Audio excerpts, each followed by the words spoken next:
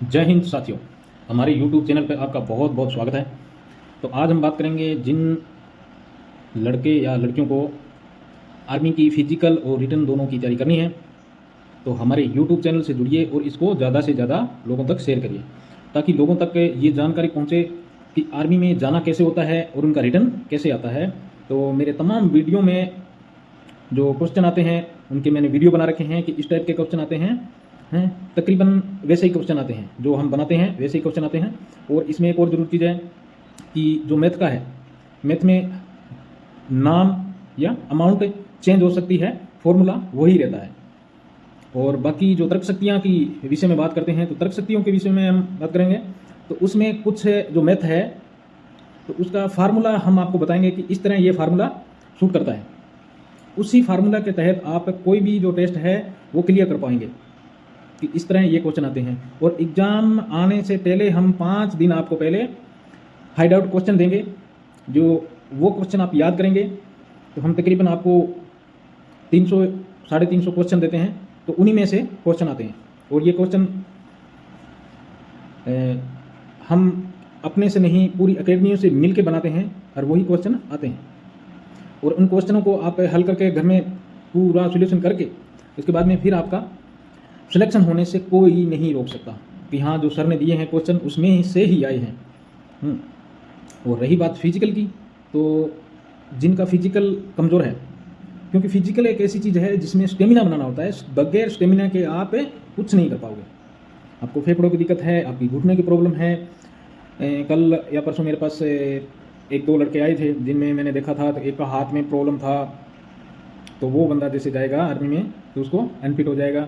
और उसके साथ में एक आया तो उसका घुटने की प्रॉब्लम थी, तो उसका घुटना टच हो रहा है, तो पैर बहुत ज़्यादा उसका बेंड है। तो वो अभी एक दिन में सीधा होने वाला चीज़ नहीं है, उसको कम से कम 3 महीने 4 महीने लगते हैं किसी चीज़ को सीधा करने में।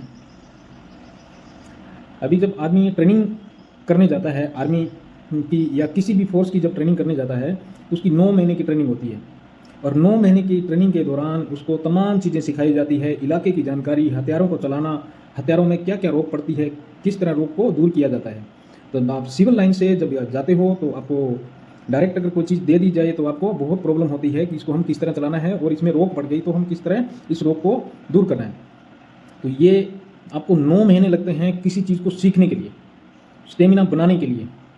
अभी कम से कम 30 किलो वजन लेके 2400 मीटर की दौड़, 2400 मीटर की दौड़, पूरा 30 किलो वजन लेके, जिसमें हथियार होता है, आपका राशन होता है, इक्विपमेंट होता है, हर चीज़ होती है।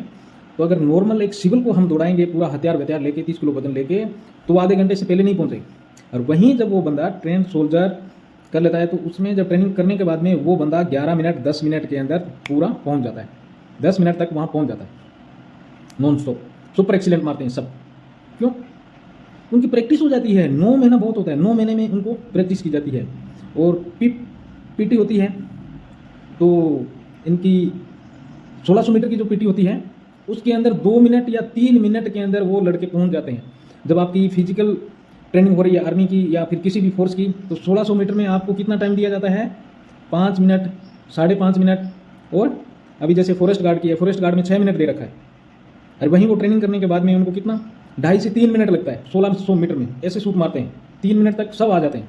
हम खुद थे इस चीज़ में, आज से 20-25 साल पहले हमने किया था। तो 1600 मीटर की रेसिंग में हमने 3-3 मिनट में आ जाते थे। प्रैक्टिस होती है। अब प्रैक्टिस की चीज़ की पूरा स्टेमिना बन जाता है हमारे फेफड़ों का और चीज़ का, ऐसे स्टेमिना बन गया तो आपको कोई भी कहीं भी नहीं रोक सकता। तो आप एकेडमी से जुड़िए और एकेडमी के थ्रू ही आप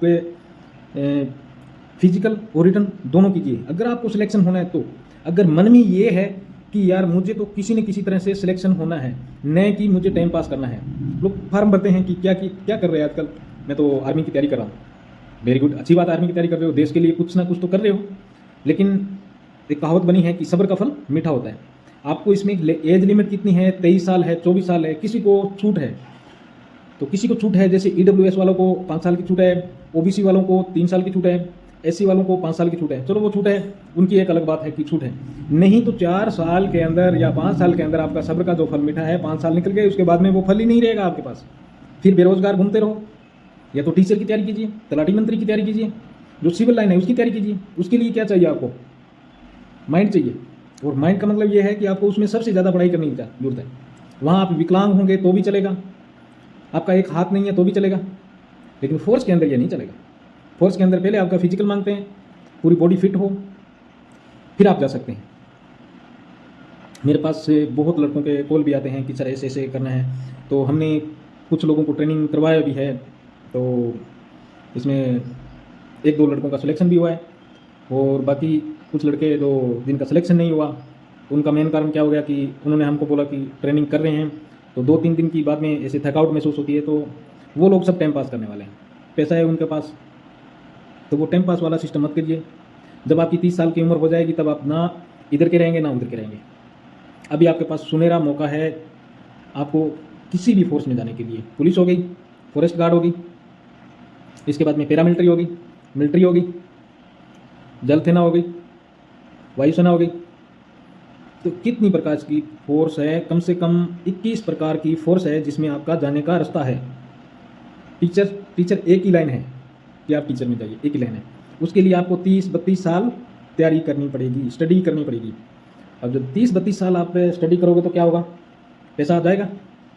लेकिन अगर आप किसी भी फोर्स में भर्ती हो गए तो आपका क्या होगा? 18 साल या 19 साल में आप भर्ती हो गए, तो टीचर लाइन में कब गया? 30 साल का गया, तो आपके 8 या 10 सालों का पैसा आपके पास आया है।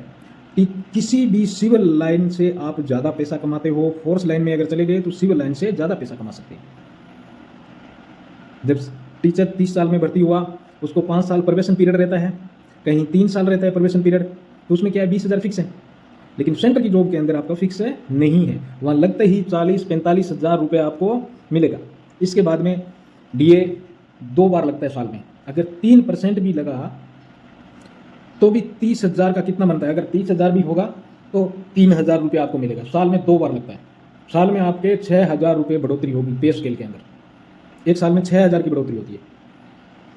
और जब 10 साल जाओगे तो आपकी तनख्वाह जो टीचर ले रहे हैं रिटायरमेंट के टाइम में, अभी जैसे टीचर है प्राइमरी के जो टीचर हैं वो 70-80 हज़ार रुपये ले रहे हैं। उनकी जब नौकरी पूछी जाएगी तो कितनी होगी? 20 साल 25 साल हो गए। अगर आप फोर्स के अंदर हो और 20-25 साल हो गई तो आप 80 या 90, उनसे 10,000 रुपये भी ज़्यादा लेंगे। 10,000 रुपये भी ज़्यादा लेंगे, और प्लस आपने 10 साल पैसा लिया है, एक्स्ट्रा लिया है 10 साल। 10 साल के अंदर कम से कम ज़्यादा नहीं तो आपने 30 लाख रुपया टीचर लाइन से ज़्यादा लिया। तो हमारे वीडियो बनाने का मकसद ये है लोगों को जागरूक करना कि किस तरह फोर्स में जाना है और किस तरह आपको सिलेक्शन होना है। वो चीज़ें घर में बैठ के कभी भी कोई चीज़ की तैयारी नहीं है। अगर आप टीचर की भी तैयारी कर रहे हैं, UPSC कर रहे हैं, GPSC कर रहे हैं, तो इन चीज़ों की आप तैयारी कर रहे हैं बगैर किसी कोचिंग के माध्यम से आपका सिलेक्शन नहीं होता है। क्योंकि आप किसी कोचिंग के माध्यम से जाओगे तो वो आपकी वीकनेस पकड़ेंगे कि भाई आपका ये गलत है, ये तरीका गलत है, इसका साइड इफेक्ट होता है, आप इस चीज़ में रह जाओगे। लड़के अकेले रनिंग करते हैं, बोला सर हम ऐसे कर रहे हैं, ऐसे कर रहे हैं। रनिंग करने का भी तरीका अलग है कि गर्दन ऐसे पीछे करके ऐसे दौड़ते रहते हैं, वो गलत है। सही तरीका क्या है रनिंग करने का वो हम बताते हैं। उसके बाद में बाजू का स्टेमिना, फेफड़ों का स्टेमिना, घुटनों का स्टेमिना, सांस को कैसे कंट्रोल करना है, और चेस्ट की फुलावट। आप किसी भी फोर्स में जाते हैं 5 सेंटीमीटर आपकी चेस्ट है फुलावट में मांगते हैं, तो 5 सेंटीमीटर आपकी चेस्ट फुलावट मांगते हैं, तो कैसे फुलानी है? सिविल लड़का है उसको पता नहीं है, तो वो भी एक तरीका होता है, उस तरीके से चीज़ सिखाई जाती है।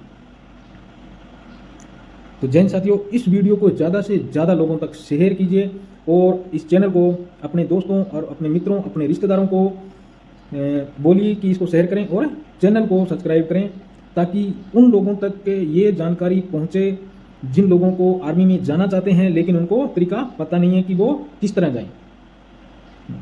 तो जैन साथियों, जय भारत, वंदे मातरम। और नेक्स्ट वीडियो में हम मिलेंगे, किसी न किसी टॉपिक पे लेके मिलेंगे।